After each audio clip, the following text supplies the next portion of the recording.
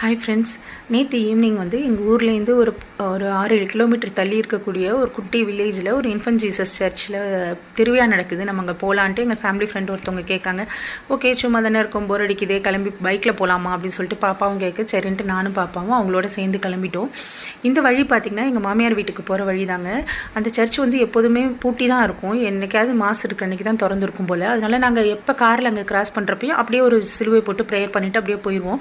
கிட்டத்தட்ட 15 வருஷத்துக்கு அப்புறம் இப்போ தான் அந்த சர்ச்சுக்குள்ளே போயிட்டு நான் ப்ரேயர் பண்ண போகிறேன்.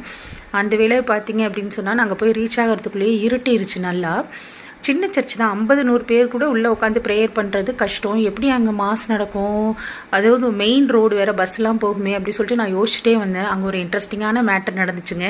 இங்கே பாருங்கள், சின்ன சின்னதாக திருவிழா கடைங்கள்லாம் பார்க்கறதுக்கு ரொம்ப நல்லா இருந்துச்சு.